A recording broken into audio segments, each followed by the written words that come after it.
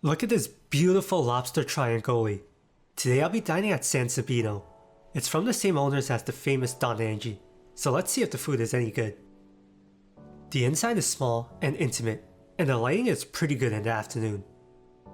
San Sabino is an Italian-American restaurant that specializes in seafood, and you can see that in the menu.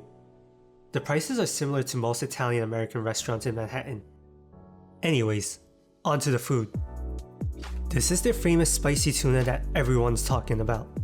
It's basically raw tuna with arancini, which is an Italian breaded rice ball.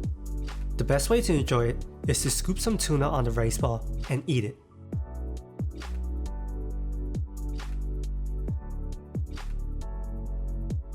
Tuna and rice is supposed to be a winning combo, but I didn't think this was anything too mind-blowing. For one thing, I think the tuna could have been spicier. And honestly, if I wanted tuna and rice, I'd probably prefer poke bowl. It's solid, but I feel like I didn't enjoy it that much because of all the good reviews and high expectations. This is the cheesy frittelle. This is a fried dough that's topped with some cheese and honey. It kinda looks like a Dorito or nacho. There's also some cheese inside for more savoriness, since the cheese outside is more for decoration. So it's airy and puffy, and then you get the savory and sweet flavors. So it's savory from the cheese and it's sweet from the honey. Although for some reason, I'm not the biggest fan of this combination. I had sweet cheeses before and I thought it was great, but for some reason, I just can't get behind this pairing. I can't really explain. Just because I don't like it, doesn't mean it's bad. Maybe someone else can appreciate it better. This is the stuffed mussels. It's mussels with some rice and lemon aioli.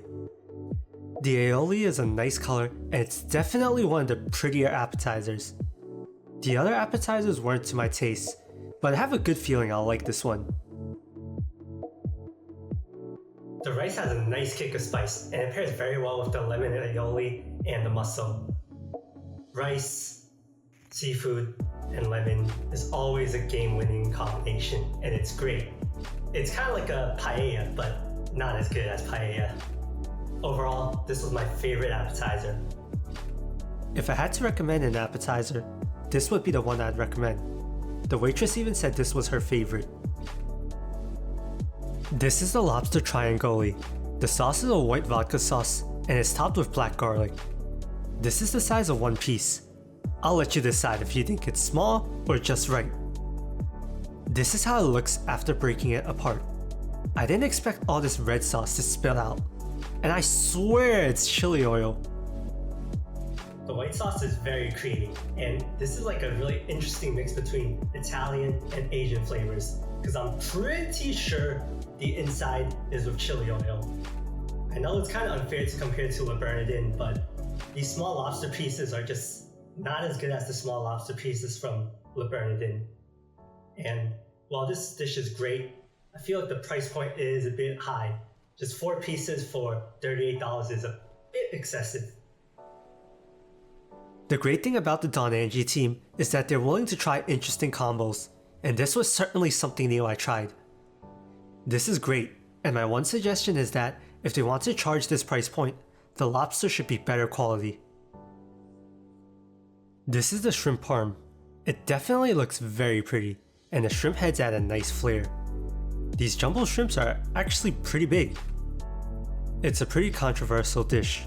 There's mixed reviews, with some people saying it's amazing, and others saying it's terrible. The shrimp is big and meaty, but the shrimp flavor doesn't really come through in the dish. So apparently, due to the cooking process, it's very easy for the shrimp to get overcooked. And since I wasn't really able to taste the shrimp flavor, I'm pretty sure I got an overcooked version. The shrimp wasn't that great since it was overcooked, but the red sauce is great.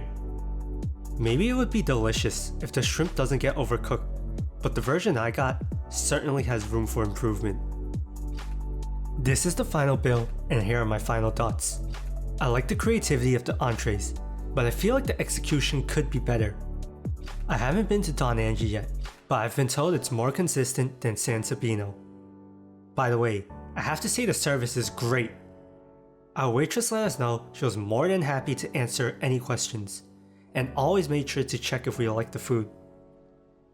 San Sabino is always packed for dinner, and it's a popular date spot since it's cozy and intimate, so if you're near the West Village, you might like it. I don't think the menu changes at all, and it can be annoying to get a reservation, so it's not a restaurant I would try to be a regular at. Thanks for watching. Do you like Italian American food? Leave a comment below and check out the video on the end screen for my favorite pasta in NYC.